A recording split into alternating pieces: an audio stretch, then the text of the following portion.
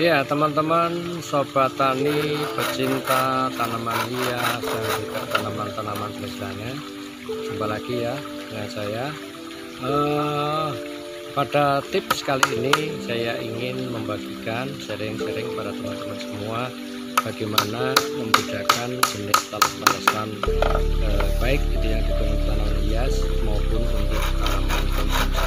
Banyak sekali talas yang disediakan di Indonesia ini sebagai sumber karbohidrat, tapi juga banyak yang dibudidayakan sebagai tanaman hias. Rata-rata untuk yang tanaman hias itu dari jenis-jenis alokasia dan kolokasia, sedangkan untuk yang dibudidayakan sebagai tanaman sumber karbohidrat atau makanan pokok itu dari jenis-jenis Xanthosoma.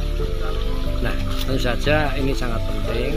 Jadi mari kita lihat saja apa sih bedanya kalau tanaman tales yang tanaman hias atau alokasia dan kolokasia itu bisa jadi meracun karena dia mengandung kalium oksalat yang tinggi, sedangkan tanaman-tanaman talas yang bisa dikonsumsi ini tentu saja bisa dimasak dan dibuat untuk makanan pokok.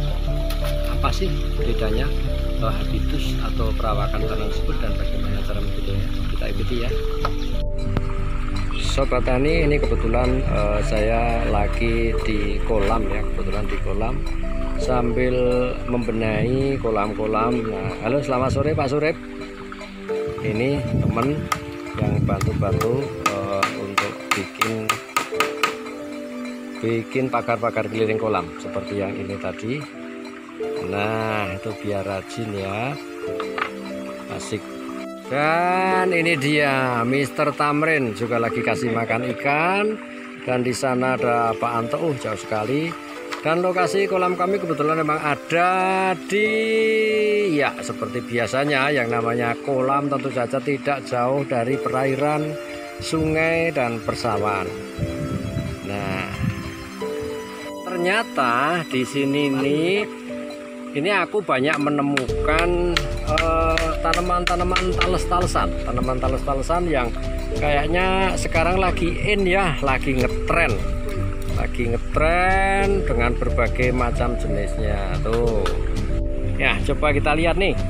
Nih. Nah, ternyata di sini juga kita temukan jenis yang lain. Ini nih masih kecil dia, masih bibit ya. Lanjut ya, coba kita berburu tanaman yang mungkin siapa tahu kita menemukan yang lain lagi.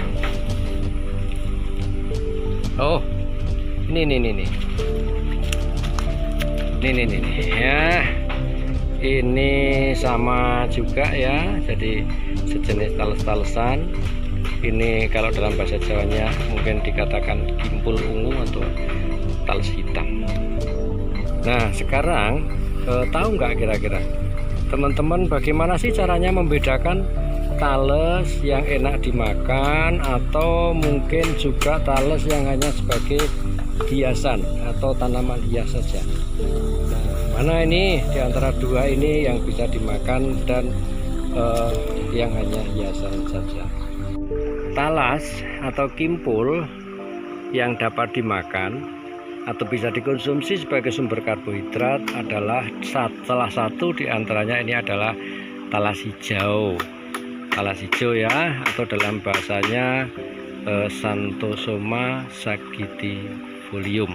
Nah, ini cirinya bahwasanya ini adalah berlapis lilin seperti ini teman-teman. Kemudian di daunnya ini seperti patah dan ini juga berlapis lilin semacam ini tuh ya. Dan ciri khasnya yang lain adalah bahwa umbi ini dia tegak, umbinya tegak semacam ini ya, dan dari sini nanti akan timbul anakan umbi yang disebut entek atau entek inilah yang akan dikonsumsi. Sekarang kita bandingkan dengan yang satu ini, coba ya.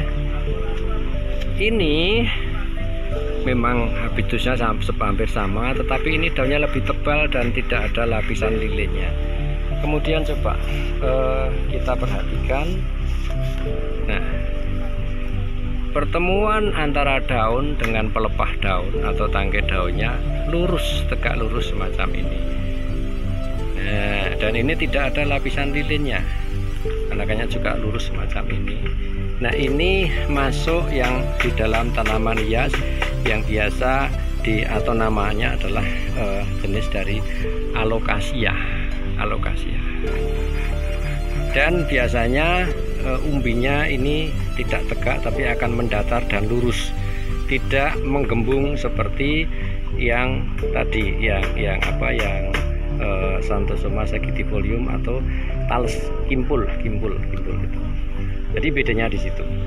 Untuk tanaman alokasia atau talas yang jenis semacam ini biasanya dimanfaatkan daunnya untuk pakan ikan, terutama ikan gurami, ya seperti itu.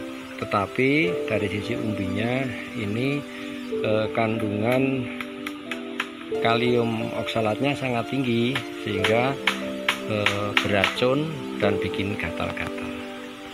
Jenis talas yang ini adalah talas yang saya katakan tadi kimpul, yang biasa diambil enteknya ya. Ini biasa juga bisa dipakai untuk tanaman hias, bisa juga secara ekonomisnya memang ditanam untuk diambil kimpulnya sebagai sumber karbohidrat yang sangat tinggi.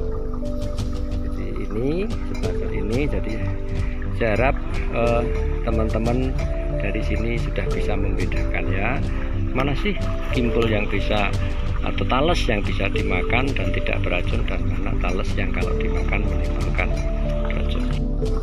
Oke ya teman-teman, saya harap sedikit sharing dari saya tadi bisa digunakan sebagai referensi teman-teman untuk membedakan mana talas yang beracun dan mana talas yang tidak beracun. Sampai jumpa lagi pada pengenalan tanaman talas-talasan ataupun nanti juga tanaman yang lain. Salam.